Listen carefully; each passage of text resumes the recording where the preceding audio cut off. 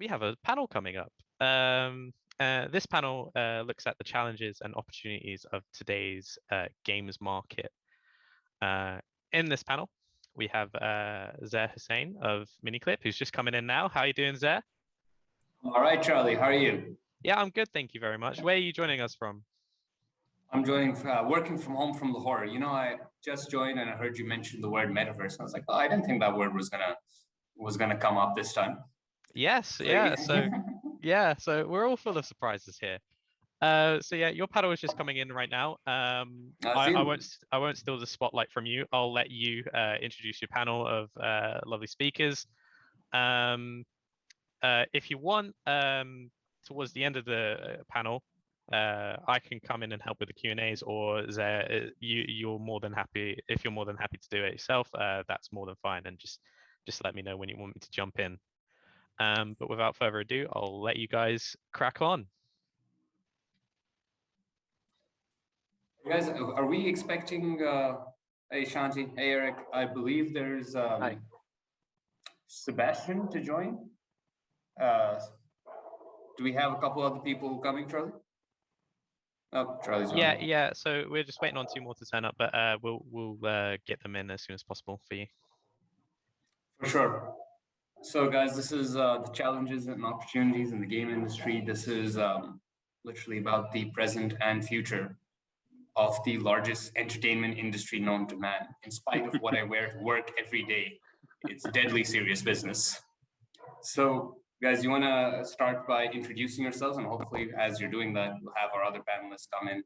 I think we're a little bit early, actually. I think we're a couple minutes early. We'll make them feel like they were late. You were late, Taewon. There you go. Sure, I can kind of start as everyone's funneling in. Speaking of early, I'm Eric Blevens. I'm based in New York, so it's around 6 a.m. here. Not crazy early, but early enough. And you're a better man than me, Eric.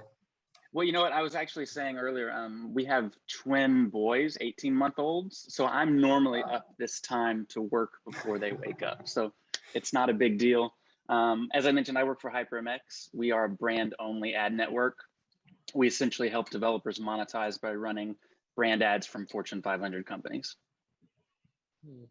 All right. Shanti, how about you? Sorry, and if I butcher any of your names, and trust me, it's been done to me a lot, please correct me. No, I'm quite used to it at this point, but you got it right. My name is Shanti Bergel. Yes. I'm the founding general partner. Congratulations. I'm the founding general partner of a venture capital firm called Transcend. We are an early stage investor. We invest globally across all forms of gaming and also digital entertainment. I've been in the games industry myself about 30 years, so that spans, kind of a lot of changes in the business. Look forward to kind of discussing them all with you here today. Fantastic, thank you. And Taewon, am I again pronouncing your name correctly? Close enough. Close enough. No, Taewon. Okay. Yes. How about yourself? Would you introduce yourself? Yeah, I'm the CBO at Super Even Mega Co, like cross-platform game developer. Myself at the game industry around 27 years, and I think that I'm probably one of the first few people who are completely focused on the online and today's buzzword metaverse person, I guess. So I worked in the Blizzard, EA, and Wargaming, so on and so forth, mainly building the MMOs and session-based online games on PC side. Now, move on to Super Evil, which made a Vainglory, and yes. Right now we are working on a title called Black, which was showcased at the keynote at iPhone 13 Pro a couple months ago. And we hope to become the premier core game developer on all platforms in the future. And Susan, how about yourself? Yeah, hi, I'm Susan Cummings. I'm the managing director of Tiny Rebel Games. We're in Wales, in the UK, despite my accent. I've been making video games with my partner for 23 years now, going back to the Take-Two days where I started 2K Games and 2K Sports. A few years ago, we got heavily involved in augmented reality. We won a big grant from the British government to work with Aardman on some Wallace and Gromit projects that show off sort of state-of-the-art AR. And this year has been like explosive growth for the company. We're up to 10 people suddenly and building some pretty incredible stuff at sort of the cross section of games and AR and blockchain that we haven't announced yet, but we'll be announcing pretty soon. Exciting. Is it going to be in the session? This would have been a cool time to out it, wouldn't Maybe. it? This It's not my plan. I can't blame a man for trying. But guys, so it all seems like you have about 3 times the amount of experience I do. So being a little intimidated right from the start, I'm going to start you off with a softball and just ask, like, if you were to recommend someone today, like there is a game you have to play to understand the industry, or just because, you know, you found so much, you got so much out of it, what is that game that you would recommend to others to play? Shanti, you got one? You're muted, Shanti, sorry. Sorry. Yeah, I've got a couple. I think there's any number of games that you could play to get a sense of different parts of the industry. I think one of the most exciting things going on right now is that there are multiple big things happening at once, and so there's a huge mobile business at scale. There's a nascent kind of business in several other sectors, and so I think there's multiple answers to that question. So for example, if you wanted to get a sense of the mobile business, of course you should play all the mobile games from our portfolio, it goes without saying. But like if you wanted to get a sense of some of the big ideas that are happening in mobile, I would say like you should look at games from some of the large Chinese studios that are coming out with AAA content on mobile. And so I think Genshin Impact is referred to quite frequently in that context, but it's not the only one. There are other games that I think are emblematic of that kind of AAA on mobile type experience, like a Taewon studio, Super Evil Mega Corp, I think is emblematic of that here in the West. If you wanted to understand blockchain, I think there's a lot of things you could look at. I think Axie is probably kind of top of the list. And every one of the subsections of the industry has different kind of current leaders with lots of other people chasing them. And so like you talk about the metaverse, you talk about kind of cross-platform. There's a lot of exciting things happening at once. So I don't think there's just one game you could play to understand the industry, in a nutshell or in a snapshot. Probably true. Susan, how about yourself? Yeah, I'd echo everything Shanti just said. Having been in the industry for a long time, I think this is probably the most confusing, manic time we've probably ever experienced, right? I mean, there's so many viable things colliding between games. As awful as the pandemic has been, it's probably in some ways it's been a wonderful boon for the game industry because people were home. Yes. And so suddenly there's this insane amount of investment in the game space. But then alongside it, blockchain happened. And so now all of a sudden there's an even bigger pool of investors who are in it because they want to invest in blockchain spaces. And then on top of that, as a third layer, I've been a fan of AR for quite some time now, and people haven't really considered it an investable space. But all of a sudden Meta is making it an investable space, and Qualcomm with their announcement, and Apple obviously are making it an investable space. So all these things are, and so suddenly metaverse funds are a thing too. And so I'd say maybe in my mind, the most fundamentally important thing that's underpinning all this is user-generated content, because I think where this all collides is people owning their stuff, right? And it's the only reason I really care about blockchain is because for creating and owning, right? Not just owning necessarily in this case. Not having to rent your stuff within a game, I guess is what I mean. The mobile game business, and I'm completely stealing this from Robbie Young, has been a rental economy for years, not necessarily by intention, but in retrospect. We did a game that did a few million installs, and some people spent $1,000 on it. Even if we made a fair game, they want to be able to access their game, and they can't anymore. And so that notion of being able to have stuff that can migrate from experience to experience, and that you get sort of this complete ownership over, I think is what's really exciting. And so I think looking at things like Roblox and Core and Fortnite now, with their push towards user-generated content, is all fundamentally interesting because it's all about empowering the user. And so I think that's really important. Got it. And Taewon, what about you? What's the game other than your own that you would recommend people to play if they want to understand the industry today? Or, you know, the industry at any time, really. I fully agree with Shanti that like there's so many different games you have to play, but like in my space where we are operating on, I think it is actually against an impact.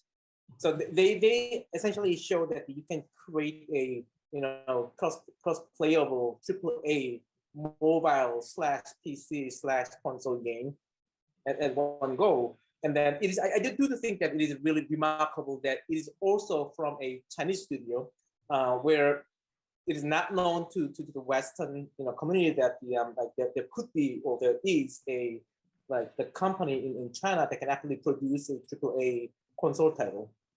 And then it is also those Chinese games that also to me they innovate the business model of mobile games as well. And I will not talk about the all the working stuff which Susan already talked about. Okay. Yeah, that's awesome. I think I quite agree with some of that. I don't think anyone saw Genshin Impact coming, to speak to both what you and Shanti were saying, and I don't think they saw it coming from where it came from. So that's something to keep in mind. And how about you, Eric? What's your take? Well, I must say, or 3 games, as people are doing. You want someone to understand the game industry, and you put this in their hands. You know, one of the reasons I was most excited for this panel is I think everyone on it has more experience than I do. I'm fairly new to the gaming industry. 5 years is all I've really been doing this. So I very much consider myself a representation of a common casual gamer. And I think the landscape now is different than it's ever been. With busy lifestyles, with the pandemic, you need options in terms of what you're playing and how you're occupying your attention and your time. So 2 kind of end of the spectrum games, I think I still play games like Subway Surfers. If I've got 2 minutes and the kids are taking a bath and I can hop on the phone and release for a few minutes, I do it. So hyper casual and these more casual games are a big part. But at the same time, if I've got 30 minutes or 45 minutes and I want to dive into something like Mech Arena, which is a new title from Plarium, I can do that and I can get a completely different experience, trigger different parts of the brain, wake myself up, and then still come back and have all of this world of options. And I think that's going to be the key now that we're moving into the metaverse, is those options are just going to get bigger. The amount of investment that people want to have, whether it's creating NFTs, buying them, or simply playing a hyper casual game, is still going to exist, and it's going to be really cool. So, a couple of you spoke about this. The metaverse, NFTs. I'm not sure I'm pronouncing his name right.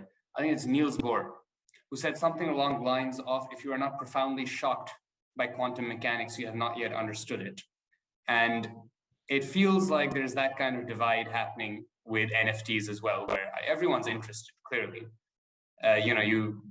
You can't throw a rock these days without someone suggesting it should be turned into an NFT and then somebody else doing it and somebody else buying it. But there seems to be very much be one group of people that have truly understood and are profoundly shocked by what NFTs mean for the future. And another group of people who are interested, obviously, because the whole world is interested and it's very cool tech.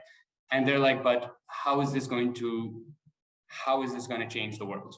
How is it going to change the industry, the world of gaming? So many of you have been in the industry for so long. So A, I want to know kind of where you guys fall on it. And B, what you think is the genuine value of NFTs versus the hype, because I think we all understand that there's a bit of both mixed in. So Eric, if you want to go first this time. Sure, I am one of those people who are excited about it and don't fully understand. I'm still this seems really cool. The hype seems amazing. I think it's undeniable that this will be around and there will be value, right? The questions I have that I think everyone can help me with are, how widely adopted will this be? How will it be integrated into more casual mobile games like I play? And what is the value of an NFT? How is that going to evolve over time? Because like you said, right now, the value is pretty high for some people, But to me, it's shocking. It's shocking what people will pay and what people will do. But again, like you said, Zaair, I think I don't understand it fully. So I'm not going to be the person who sets that value. Yeah, that's totally fair. And honestly, we talk about bubbles, but we had, one of the most famous bubbles of, our times at least, was the .com bubble. That didn't mean the internet didn't work, right? It didn't mean websites didn't make a lot of money. It just meant there was a lot of hype and a lot of people lost everything because they didn't understand what they were backing. However, the .com bubble did not mean the end of the internet, didn't mean the end of websites, like far from it, if you look at when that was. So I think it's much more about sorting, again, the practical application of what NFTs will be around in 3 years' time. From the projects we're seeing today, what's still going to be around in 3 years' time? Shanti, I'm sure you look at these projects a lot. Oh yeah, no, we spent quite a lot of time looking at this, and we have one announced investment in a blockchain gaming company called Laguna that recently actually did their first NFT drop, and it, as with a lot of these projects, it sold out pretty much immediately, and now they were selling unicorn eggs, which are the kind of seminal NFT in their unicorn game, and already if you were one of the people who bought these. Here, they're still unhatched. People don't even know what's in them yet, and they've already. I have a question. I'm so sorry to interrupt you. Do unicorns lay eggs? Because my entire world was just turned upside down. This is one of the shocking aspects of blockchain is they do now. Unicorns now lay eggs, and so I think there's a lot of questions that come from every transition in technology that affects games. And one of the great pleasures and challenges of this space is that every transition that we've seen after kind of the usual console transition. So I think we as an industry, at least myself, having been in so long, I grew up with a very steady state of transitions where it was from console X to console X+1, and the level of change to the business that you had to contemplate in that context was very low. You didn't really have to rethink your basic orientation toward how games were made and how games were sold and who the customer was. And I think what has happened as we have gone through various flavors of digital transformation is that a lot of that has changed. So the audience has changed a lot, and the way that you address the audience has changed. And so blockchain is one more ingredient in that kind of tool chest of things that you as a developer or you as a creator have to address who exactly and how exactly and why. And so for me, it's quite exciting because we're looking at the remixing of a lot of different traditional gaming ideas in formats that have very different characteristics. So blockchain to me has some things which I immediately recognize from free to play. Some of the economics, some of the techniques, some of the characteristics are very, very kind of understandable quite immediately. However, the idea that you would issue a white paper before your kind of project was even really more than a gleam in the developer's eye, this seems pretty weird to people who grew up making kind of AAA games, or kind of whose core ideas around how do I develop an IP and run that IP for 30 years. The idea that you would co-develop this somehow with your community sounds like a very edgy and frankly kind of broken idea, and yet it's working. You see examples of this actually happening. So at the fringes of our industry, you see things like Blazeball, for example. If you kind of put that in a crypto context, you see things like Bored Ape Yacht Club, which is already worth in dollar terms a stratospheric amount for what seems to be a strange little project on the fringe of the internet developed with a couple of people and some interesting ideas. And so the idea that you would have a community before you would have a product, and a community before you would have distribution, these are all fairly kind of new building blocks and new boundaries for us to contemplate as a creative industry. Because I think as a game producer, when I used to make games, I thought in terms of product. I thought in terms of, how am I going to make something truly distinguished and that will be better than my competition, versus, kind of inverting the whole idea and thinking from a community first perspective. And so I think, as an industry, it's exciting, it's scary, it's also kind of full of pitfalls because, as you mentioned, like a lot of this may not be here in a year, it may not be here at the end of the decade, but we believe as a fund that there's a lot of very exciting kind of mainline innovation that's being done here that will stand the test of time, and we're investing in it. All right, and the projects that come by that you invest in, right? Because you see so many of these, and as you were saying, there's now a different way of interacting with the audience, or that you're seeing. There's a difference in ownership. But so many projects will come by your desk. Have you developed a sense right now of what you would and would not place a bet on? Because of course they're all bets, but what should a project have that you would look at it and be like, yeah, we could bet on this, right? Not exactly, but there must be some red flags and green flags. Yeah, I mean, for us, we definitely think one of the distinguishing characteristics of our fund, I think, is that we think in audience terms. So we don't think about geography and platform or technology vectors so much as we think about how will fans, kind of appreciate this or not? How will they, kind of make a home here, make it their hobby?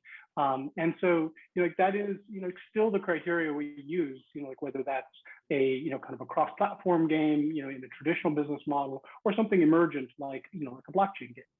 And so we definitely are interested in why people would be excited about this, what motivates them to interact with it. And to your question earlier, I think some of the questions around do you believe or do you not have to do with this, because like in games traditionally, like we look at our work as entertainment and it is motivated by fun. And so some of the things that are going on in some of these adjacent spaces are motivated by speculation, which is not necessarily the native toolkit of AAA game developers, for example, or even mobile game developers.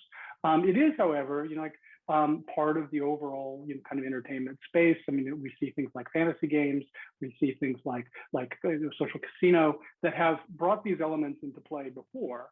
And so they're not alien. They are part of our collective toolkit. It's just as an industry, we've gotten so big that like there's a lot of different pieces that don't feel native, and yet they're definitely part of the industry. Yeah, and that's a good point about how big the industry has gotten, and there's a lot more to the industry now. Sebastian, hello. It's good to have you on. I hope all's well. Great to see you. We're actually on a topic that will be of a lot of interest to you, I think. But if you'd like to introduce yourself. Yes, apologies everyone, had a personal emergency, couldn't join before. My name is Sébastien Bergel. I'm the CEO and co-founder at the Sandbox, as well as the president of the Blockchain Game Alliance. The Sandbox, it's an open metaverse, which utilize blockchain and NFTs to empower players and creators. Yes, so we'll just come to you in a moment. I'm sure you'll have something interesting to say about this. Susan, do you want to go next? Basically, to go back to the question, what part of NFTs do you think will still be around in 3 years' time? What part? Because there's got to be, or one would assume, a lot of real value because the technology is so interesting and so unique and has so many applications. And there's got to be a lot of hype mixed in somewhere. So like separating that, I think it's different for everyone. I think honestly, if you polled 100 people in the industry, they'd have 100 different opinions. So that's why I'm very fascinated to know what all of you think.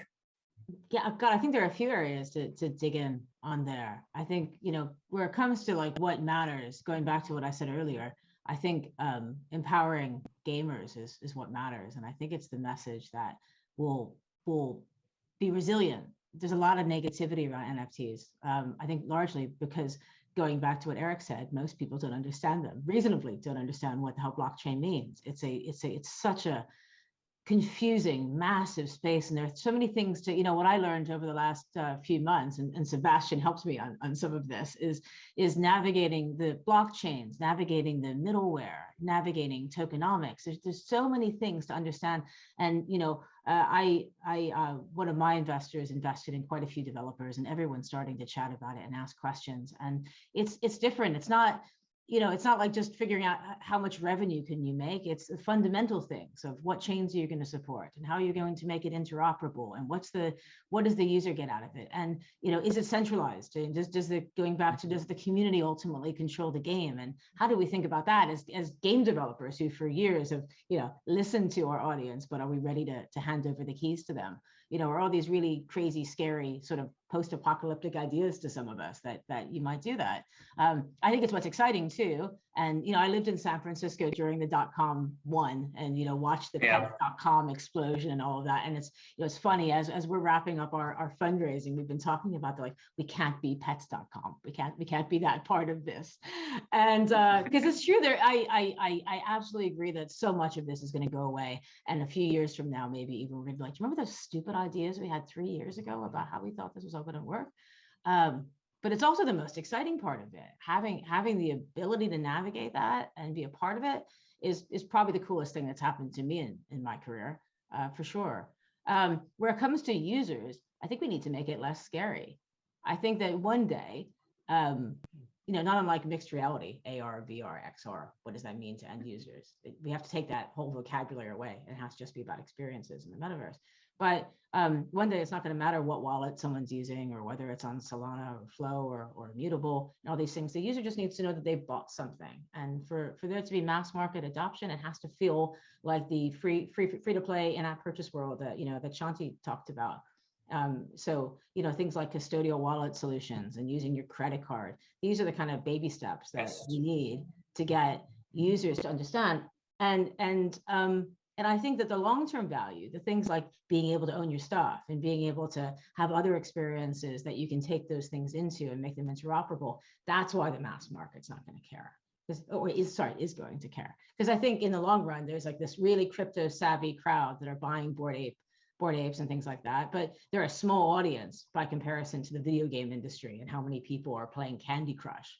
And so the real ticket is figuring out how to get those guys into NFTs and how to get them to understand why this is important in the long run. And that's how you start to change a message. Because until then, you're never going to explain to someone who doesn't understand blockchain the difference between proof of stake and proof of work, and why the environmental impact is being figured out. But just to get to that level of conversation, to be able to explain that, is just asking too much for the sort of average consumer. They shouldn't have to know any of that. Yeah, they shouldn't have to is one thing, because some of these terms that go around with the wallets and the masks and so on, when you start talking about them, guys, like I can feel my chest seize up a little. I'm in the industry and I've been looking at blockchain, I've been looking at NFTs, and I think we've all had that experience sometime in the last, maybe not people who've been doing NFTs for a long time, but most of us have had that experience in the last few months where you're looking at it, it's like, I don't know what's happening. Right? But it's getting into the vocabulary, right? I'd say probably everyone in this room has a relative or friend or old classmate who's asked them about blockchain and been like, what's Ethereum? And should I be buying? What's Ethereum? Yeah, and should I be buying some of this stuff? And I've only started hearing that like the last 6 months from people that never would have had that conversation before. And that says to me that we're on the cusp of something. When that conversation is being had and people are asking questions, that to me is a good sign that we're at the very beginning of something for the industry. Yeah, when we talked about mass market adoption, you have to remember it was only 10 years ago something like that, 11 years ago maybe, where the idea of entering your credit card number into your phone over and over and over again to buy games on platform that you held in your pocket and wasn't Sony or Nintendo or Microsoft was also a kind of crazy idea. It was kind of a strange idea, certainly. And then, we all know what happened after that. Taewon, what do you think on NFTs, or on, in fact, whether that isn't your focus right now, like as either a company or as a person, and that you think the future of gaming is elsewhere? Well, we've been actually thinking about NFTs and blockchains for a while. We just, didn't announce or do something officially. And then to me, the way I view NFTs specifically is that it is like securitizing everything, and then you can you can trade anything, and it makes your anything also programmable, which makes it really, really cool. And then that is like how I define NFT. Then like what's happening right now, I think it is like two ways to look at it to me is that one is the like thinking about stamp, mania, like probably like 30, 40 years ago, like collecting stamp has been a really becoming really popular. There's a lot of hype about it, like people thought that like if you collect, stamps, one day it's gonna have a lot of value. Because of that, people bought a lot of stamps, and because people bought a lot of them, there are a lot of stamps, which makes it not valuable. So that is one thing about what's happening in NFT. Like to me, 99% of current NFTs is not going to be as close to zero value. But another way of thinking about it is that like there's also the like the issue of let's say the like art collection, right? You can actually now, thanks to NFT, you may be able to own a piece of Picasso, which was not possible if you're a like normal people like me. But now, like the inventor of like NFT allow you to kind of like make those intangible artworks or something, and then make it similar to a stock market exchange, so that you can democratize the ownership of those like expensive ones. So in that regard, I think that like it will make like art market much bigger than it is now, thanks to NFT. And then there is like garbage market out there. And then what I'm trying to do is that going something in between.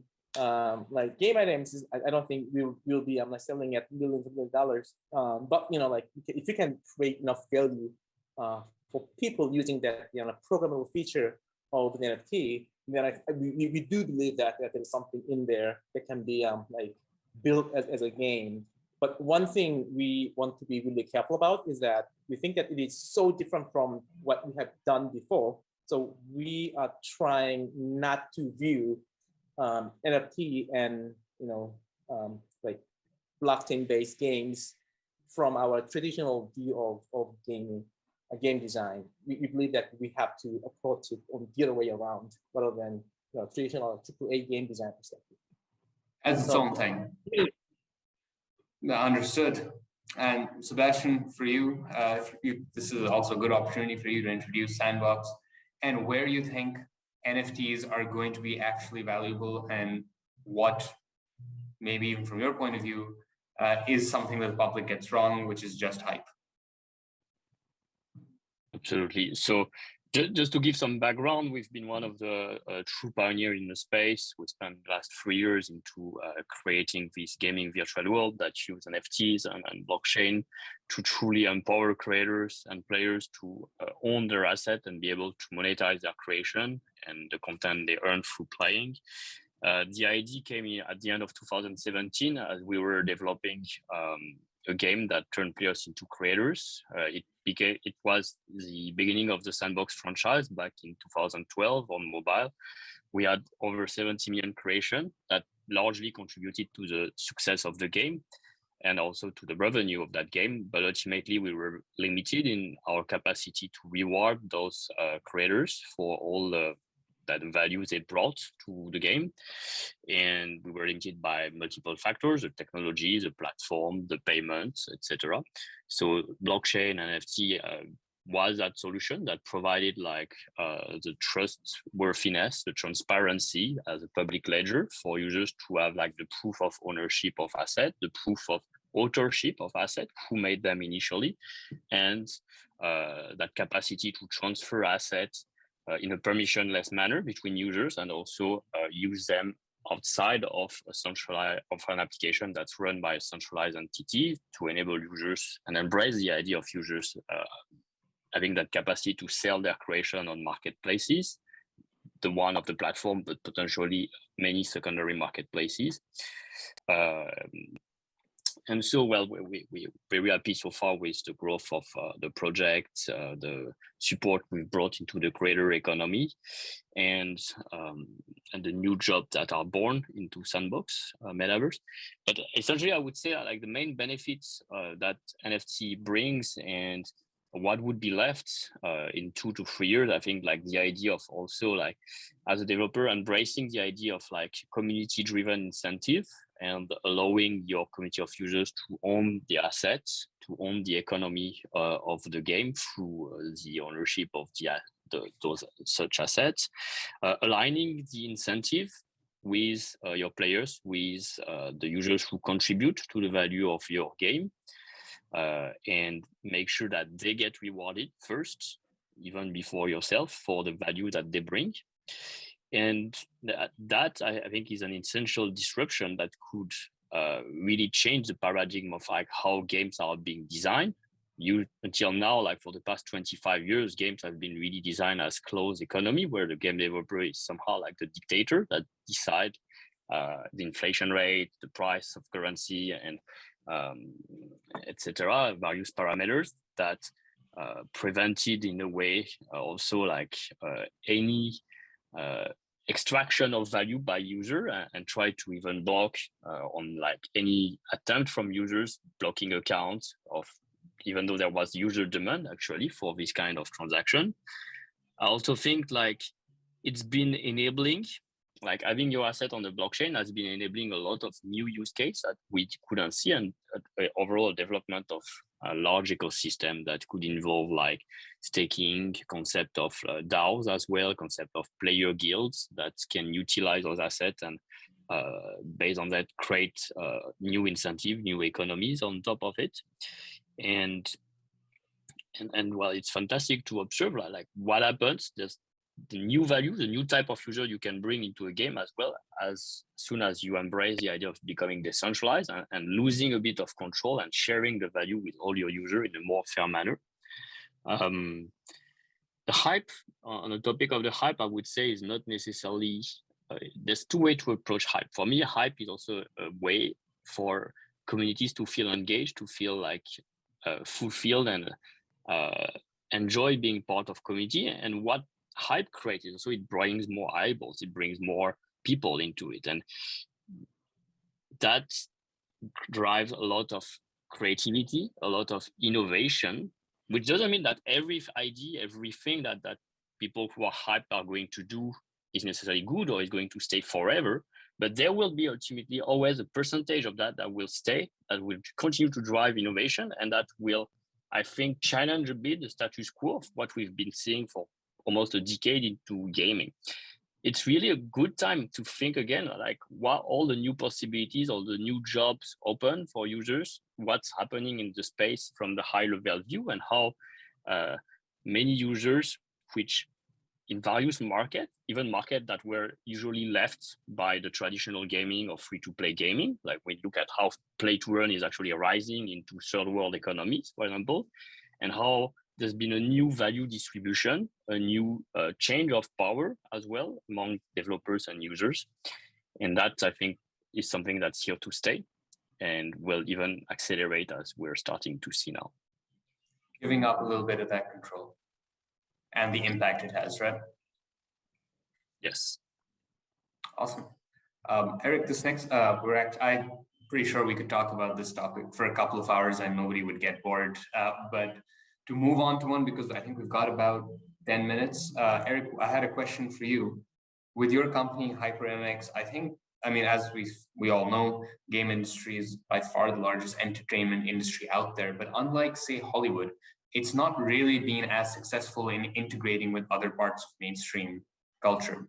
And it feels like there's an attempt on various sides, not just in the game industry, but on, the brands are a little more open to it.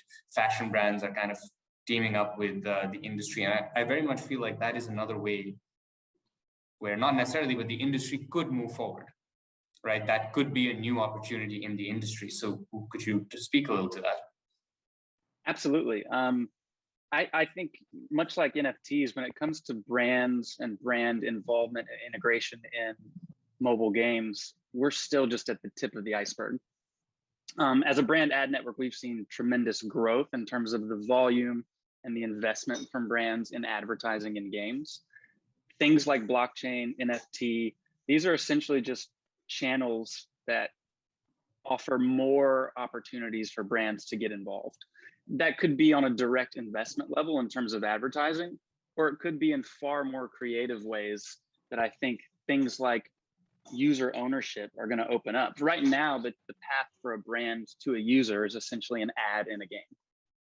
That's what it is. Unless you do a really deeper integration, and we all know from the developer side and the brand side, getting a Coke bottle put into your game is not as easy as it sounds. It's just not something that really happens on a consistent level to where brands are investing a lot of money. When you get into something like blockchain and NFTs, who's to say that a user can't formulate this relationship? Who's to say that brands can't go to influencers and have that channel be a different path? So I think this is another one of those unknowns of like, how big will it be and how quickly will it evolve, this sort of shifting of brand budgets to mobile games? But inevitably, I think it's going to help. And so in 3 years, the amount of investment we have from the brand side is only going to be bigger. And I'm excited, and I hope that the NFT and blockchain path is simply going to infuse the metaverse with brands, if you will. Yeah. I mean, we're hoping, because there's another issue, right? Which is that brands on mobile games, they have to kind of outbid other mobile games. It's a great point. Like, it's a great point. So how does that work for the brands? Like, what are some of the main issues there? Well, I mean, one of the key things is, right now, brands don't outbid studios that are marketing their games. It's just not a comparable thing. Yeah. Brands traditionally are looking for awareness. They want to be seen.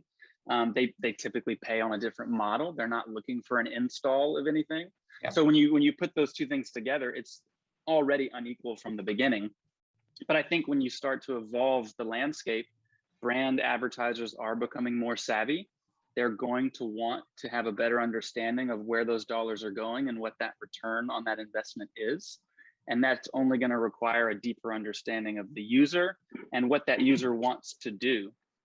So as brands start evolving the way they pay and what they want to get out of advertising, I think you're going to see the cost balance in terms of what they're investing start to rival what we're seeing on the performance side. Nice. Thank you. Sure. Taewon, this next one is for you. In 2014, you guys brought a full-fledged mobile games, right? And that was, at that time, that was quite future-looking. And now, of course, we have PUBG on mobile. We've got Call of Duty on mobile. It's not something people saw back then. But what do you see as the very near future, I guess, of mobile games? What are you guys excited about?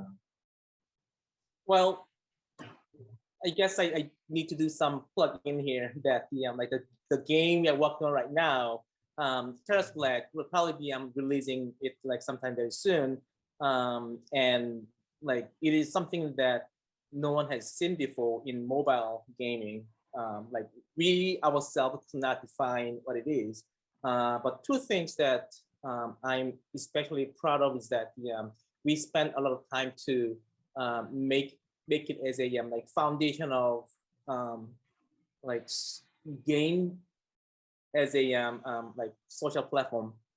We want to make it as a starting point of that by having the social system in game as frictionless as possible. It includes, as an example, you can join a match in a game without having to wait for matchmaking time, which was the one of the biggest friction points of Vainglory and other online games out there. So essentially, there's no waiting time in Transcend. You can jump into the game and jump out of the game anytime you want. So if you want to play the game, or really you can do it, and then you can have a meaningful entertainment. And then you can also have hours of entertainment in one go. So we are trying to solve the issue of you cannot predict, how much time you have when you are playing a mobile game, and then wanted to provide a solution to that. So how successful we were at that, we don't know. We have to put it in front of the audience But so far we are very proud of what we have attempted to do. So that is one part of what we're trying to do. The other part is that like we wanted to create like really robust game editor as a part of the like our like game engine, so that robust like, what? Robust game editor. Editor, right. So that we can have a multiple different mode in game. Like Bengal used to have only one map and one game mode, which was the like MOBA.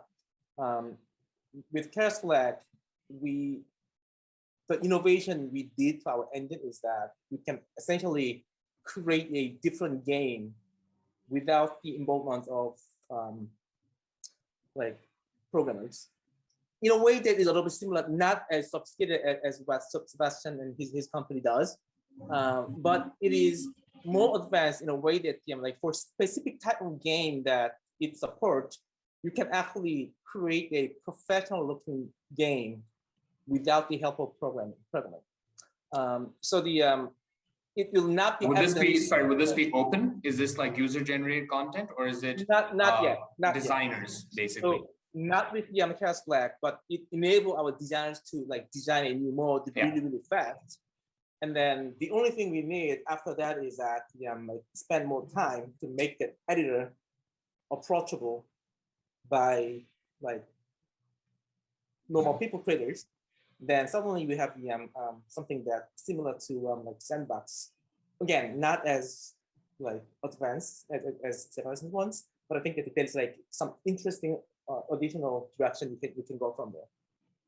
Right, and of course there's a difference between Roblox and Minecraft and let's say the old Blizzard editors like Warcraft 3 and we all know like the kind of mods that came from that. I actually do have more questions, but Charlie might be in here any moment to show me the door. So Charlie, do I have a couple minutes? Or yeah, you still have some time. I'll sort of come in when it's time to wrap up. But yeah, we still got a little bit of time left. All right. So Shanti, I had a question. Oh, there we go. Sorry, I disappeared for a second. You've been in the games industry for 30 years. You look at investments now, and I feel part of that has to, there's got to be a change in who is seen as a gamer, and now versus 10 years ago versus 30 years ago. And could you speak a little to that? And if anyone after that wants to chime in on what it means to be a gamer now versus what it did, that'd be great to hear. I think that question is at the center of a lot of things that have happened in our industry. Because I think if you pull the lens all the way back, the self-definition of gamer was a very small population of people when I first got into this business. This is back when when I first got into the business, like you were downloading kind of packs off of BBSs to install shareware versions of Doom. I mean, this was like way back, before kind of CD-ROM based consoles and all that. We're still doing cartridges. And like that era of gaming, kind of self-selected into essentially very niche hobbyists, essentially like people who are really into the idea of playing a game and we're willing to go some pain in order to experience that. And that dynamic still exists today in various parts of the industry. So like I think the hardy souls that are willing to install MetaMask and deal with all of the pain of buying things in a crypto environment, like remind me a lot of what it took to be a PC gamer back in the very early days. And so you have that kind of early, kind of genesis, but it gets reset and starts over again in new environments where we see, basically, you have to be very dedicated in order to like be part of this particular shard of the industry or community.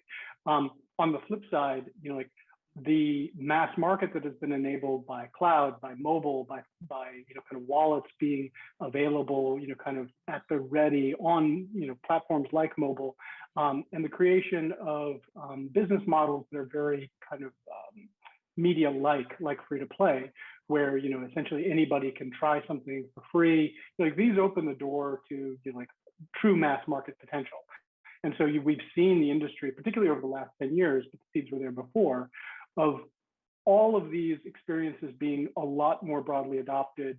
And as a result, the changes in the industry that I see and I'm excited most by have to do with the nuancing of the player base, kind of people who are in unserved areas before. I mean, there are entire parts of the globe, for example, that their stories in games are not really told very well. And so you see explosions in places like Latin America and Southeast Asia and India, Africa, where the creative toolkit of games has never really been in the hands of developers or creators in those parts of the world. And so that is also part of it becoming truly mass market. We've seen the adoption on mobile of literally everyone with a device becoming a gamer of sorts. So even people who don't self-identify as gamers play Candy Crush, they play as someone mentioned, Subway Surfers. And so I think we've gone a long way from the stereotype of kind of the nerdy kid in the basement, kind of playing hardcore games and being yelled at by their mom, to literally everyone experiencing interactive entertainment to some degree.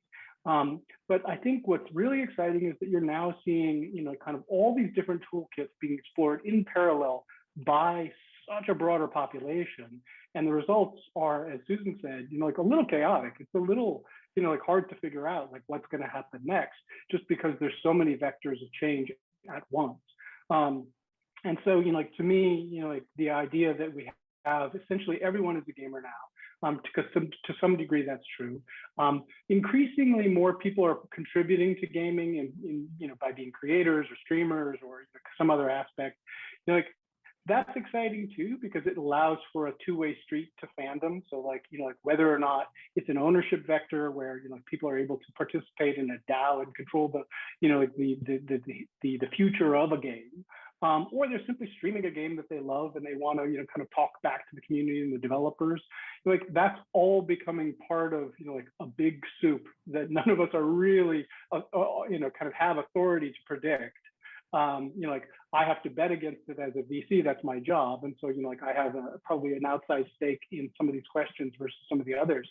But the idea that everyone is a gamer, everyone is a creator, the technology is less our concern, which is also a huge change. I mean, I remember when it was all about technology. How many polygons this next generation of hardware would push was the thing. And now yes. We talk about cloud gaming, we talk about VR, we talk about blockchain, but we do so in the context and the service of an audience that cares. And so to me, this is the vector that we think the most about is who's the audience, why do they engage, and will they be there for a long period of time? Yeah, that's a fantastic answer. And it does all come down to the audience, and it comes down to the game and what the value they're getting out of it. Susan, I wanted to ask you, you started XR, you started to focus on XR back in, I believe, 2012 or 2013, well before most people got into it. What were your expectations from both the technology and the audience, as Shanti is saying, and how well did those align with what ended up happening? No, it doesn't go back that far. I wish I could say that. We started in 2018, really looking at XR. Oh, 2018. Just the last few years, but it's changed profoundly since then. I mean, when you think about mobile devices and what's that's where you have to start, right? To get people excited about AR is your phone, because it's something that you already have in your pocket. You're not asking them to spend thousands of dollars for it, so it's really compelling.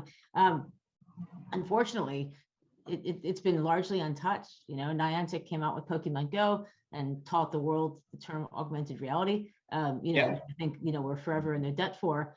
And then a few companies tried to copy exactly what Niantic did, and largely failed at doing that. And Niantic also tried to do exactly. And what Niantic also struggled. And I've heard Niantic talk about or bemoan a couple of years ago, why is no one trying to do things other than what we've done? And I think that they're right. And you look at the iPhone LiDAR. We're a big fan of LiDAR on the iPhone.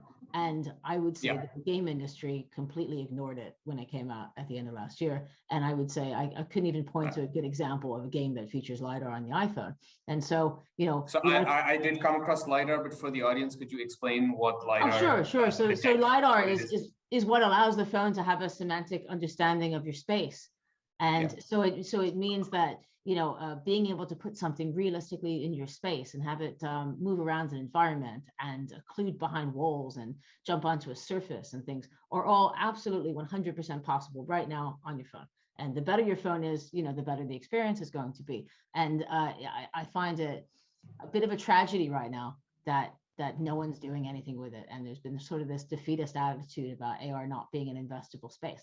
But I think it's all dramatically changing too. Like that's what I would have said at the end of last year. And then this year, thanks to quote unquote metaverse and Apple and you know, Qualcomm announced last week at AWE their reference glasses, which and we're one of the first partners that they've chosen to get access to that stuff. And I'm grateful for companies like Qualcomm that are saying that this is happening. And I've had plenty of conversations with people who say, oh, but it's 10, 15 years down the road before we get to a consumer grade pair of glasses. And I think with Meta's money behind it and Qualcomm's money behind it and Apple's money behind it and Microsoft's money behind it, I think we're gonna do better than that. It's still a ways, you know, the experience you can have on your phone is still better than what you can have on most of the glasses. But that says to me there's an opportunity there that is not being touched.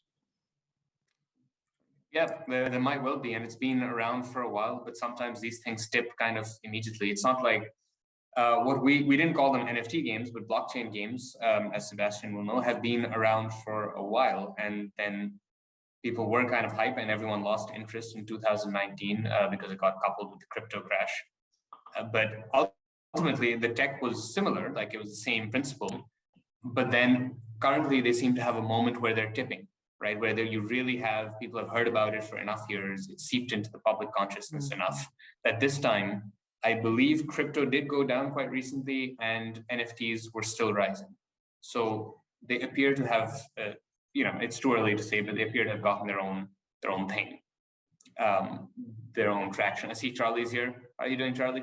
Hey, that was such a great panel, and honestly, I would love to keep, you know, letting it go on because there's so many good points, there's so many good thoughts, but unfortunately we are out of time now. Honestly, that was a really great session. I've been making notes along as well, and you know, thank you guys for joining us for today's panel. That was really great stuff. Yeah, there was like so many times I was just like, I should jump in, but they're talking about so many interesting things. I can't cut them off now. So but yeah, thank you guys so much, and hopefully I'll see you in person soon, so we can talk more about these things. Absolutely. Thank you guys so much for your time. It's lovely having all of you. I wish I had another couple of hours, but Charlie's got to come in here and be the party pooper. I knew he was going to. Thank you so much, Charlie. That's all Thanks good. so much. Thank you guys, everyone. All right. Thanks, everyone. Bye. Bye.